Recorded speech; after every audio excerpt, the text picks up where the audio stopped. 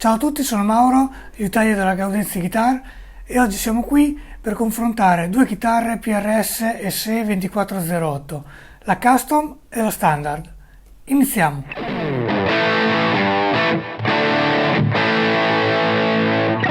In questo video analizzeremo e smonteremo la PRS SE Standard 2408 Tobacco Sunburst. Conosceremo in dettaglio come questa variante si differenzia dalla Custom che ho descritto in un mio video precedente. Il link lo trovate nella descrizione qui sotto. Dopo questa panoramica confrontiamo le due chitarre per scoprire le differenze effettive e offrirvi una prospettiva in più per capire quale potrebbe fare al caso vostro. Infine daremo spazio alle considerazioni, quindi rimanete sintonizzati fino alla fine del video, condividete la vostra preferenza nei commenti. Se avete provato entrambe le chitarre, raccontateci quale vi ha conquistato, oppure se ancora non le avete provate, condividete le vostre sensazioni. Infine, se ancora non l'avete fatto, vi invito a iscrivervi al canale. Ora cominciamo con l'analisi della Standard. Il peso della chitarra è 3,5 kg circa. È perfettamente bilanciata ed è in piedi e davvero comoda a suonarla. Il manico è composto da 24 tasti e sono dei medium jumbo. Sono ben posati, c'è qualche piccola imprecisione nell'allineamento che si può però ovviare con un buon setup. Passando la mano si sente che i tasti non pizzicano, anche perché sono stati ben lavorati nei bordi. Ora smonto le corde e vediamo da vicino corpo, manico ed accessori.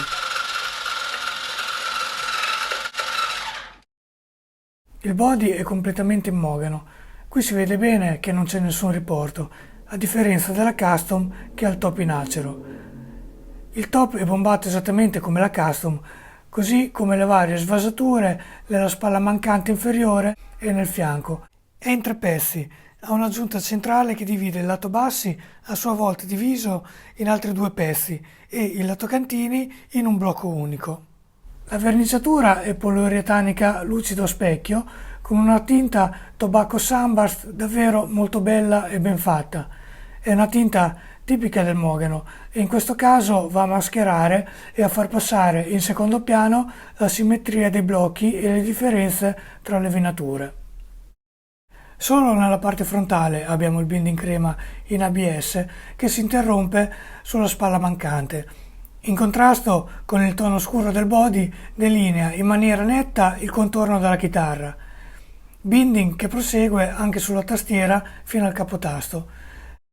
La giunzione tra manico e body è ben fatta e rifinita e la tinta è stata dosata perfettamente per avere la stessa colorazione tra manico in acero, che sarebbe bianco, e body in mogano, che sarebbe color nocciola. Il manico è in 3 pezzi a cui dobbiamo sommare 2 piccoli riporti nel punto più largo della paletta. Vista di taglio, la fibra è perfettamente righettina, segno di stabilità e di affidabilità nel tempo.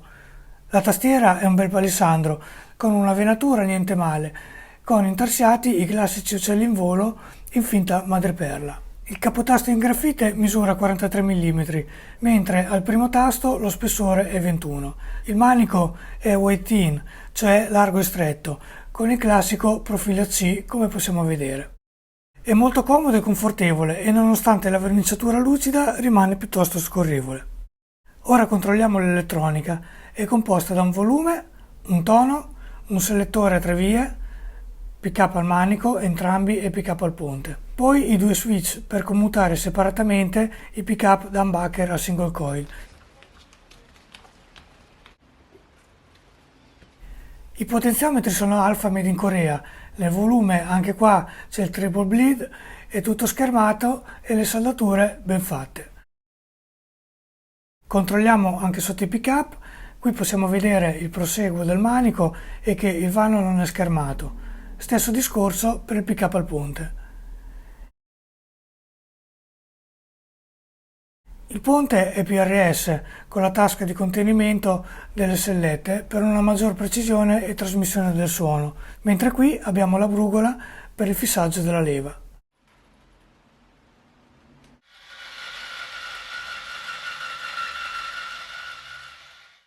Le meccaniche, sempre marchiate PRS, girano bene con la giusta resistenza e non sembrerebbero cedere. Il truss rod lavora egregiamente. Ora un breve riassunto del video della Custom, poi una prova comparativa e le conclusioni. Il body ha un top bombato in acero impiallacciato, con finitura color eriza verde, mentre il fondo è in mogano. Il manico è incollato al body ed è in acero multiply. La tastiera in palissandro con intarsiati classici uccelli in volo, ha 24 tasti con la scala da 25 pollici, il radius è da 10 e la forma del manico è wide thin, cioè largo e sottile. Il ponte tremole meccaniche by PRS con finitura nickel. I pick-up sono due humbucker, i TCIS, i controlli, un volume, un tono, lo switch a 3 posizioni e i due selettori. Pesa circa 3,5 kg e 3,6 kg. Il bilanciamento è perfetto, il top è in 3 pezzi, circa della stessa larghezza, a differenza del body che sì è in 3 pezzi, ma uno stretto centrale e non perfettamente allineato con l'asse della chitarra e altri 2 blocchi con la fibra a specchio. La verniciatura è poliuretanica e del porro è ben chiuso, con un effetto lucido impeccabile. Lo spessore del manico all'altezza del primo tasto è 20,5 mm e la larghezza del capotasto poco più di 43 mm. Per quanto riguarda il legno è in acero 5 pezzi molto ben mascherato.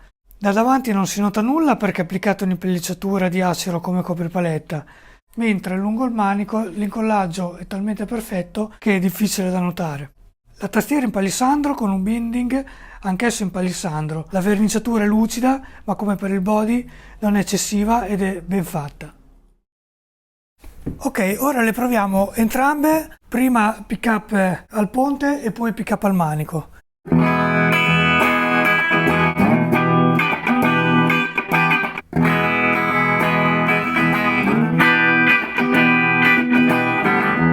Proviamo il pick up al manico.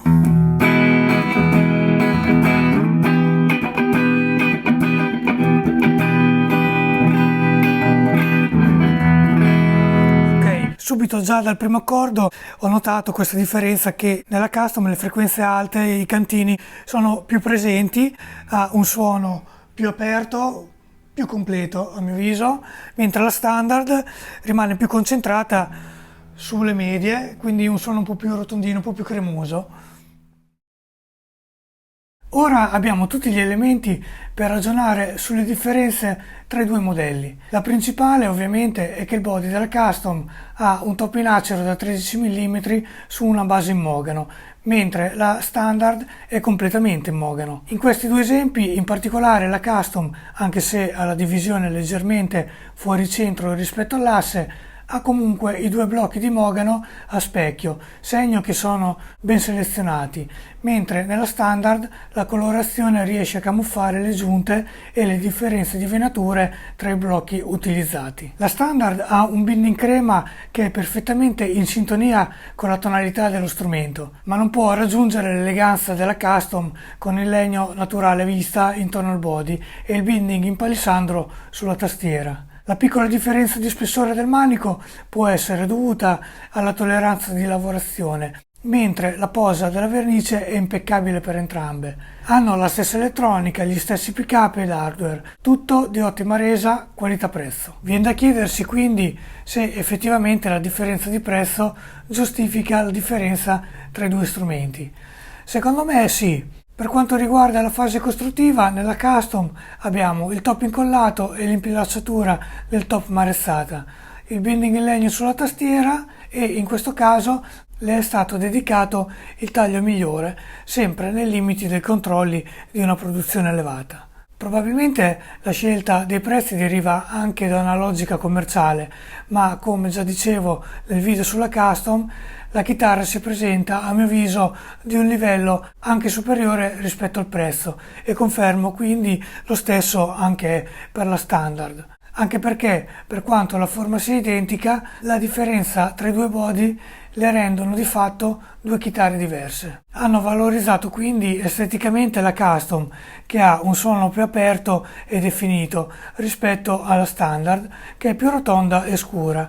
Entrambe però con un'ottima separazione. Ora che avete una visione chiara delle differenze costruttive tra questi due modelli, L'ultima tappa è provarle davvero per capire quale si adatta meglio alle vostre preferenze musicali. E ricordate, le chitarre devono essere sempre ben settate per essere giudicate accuratamente. Condividete la vostra preferenza nei commenti, fatemi sapere quale versione vi ha conquistato. Se questo video vi è piaciuto non esitate a mettere un like e ad iscrivervi al canale. Grazie mille, un saluto a tutti, ciao!